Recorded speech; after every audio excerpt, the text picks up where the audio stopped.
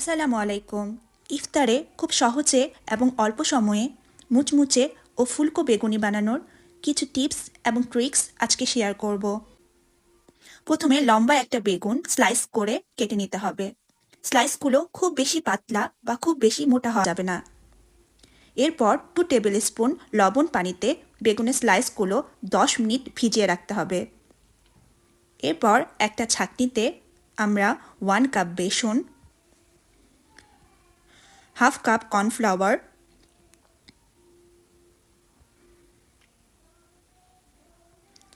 Half টি spoon baking powder,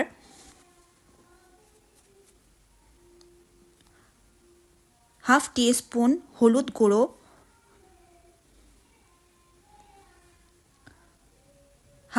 half টি spoon মরিচ গুঁড়ো, spoon ভাজা জিরে গুঁড়ো নিয়ে মিশ্রণটি ভালো মতো ছেঁকে নিতে হবে। এতে ব্যাটারে অনেকটা এয়ার ক্রিয়েটেড হবে, যেটা বেগুনি ফুলতে সাহায্য করবে। এই মিশ্রণটি চাইলে আপনারা সংরক্ষণ করে রাখতে পারেন।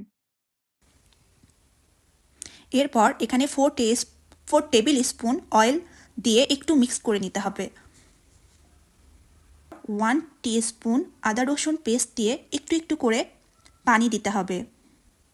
আমি এখানে 1 গ্লাস পানি নিয়েছি, আমার পুরোটা লাগে নাই।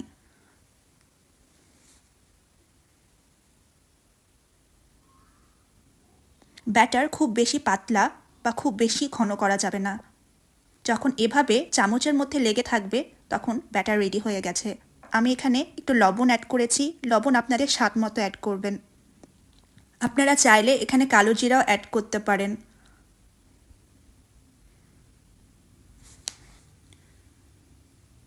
এরপর লবণ পানিতে ভিজিয়ে রাখা স্লাইসগুলো একটা শুকনো কাপড় অথবা টিস্যু পেপারের উপর রেখে অতিরিক্ত পানি শুকিয়ে নিতে হবে। এরপর একটি করে বেগুনের স্লাইস নিয়ে গরম তেলের মধ্যে ছেড়ে দিতে হবে। আমি তেলের উপরে কয়েক ফোঁটা ব্যাটার দিয়ে চেক করে নিয়েছি তেলটা হয়েছে কিনা।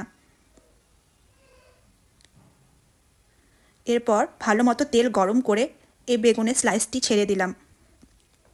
আমি গরম তেল একটু একটু করে বেগুনের উপর দিয়ে দিচ্ছি, তাহলে বেগুনি ঠিকমতো ফুলে উঠবে।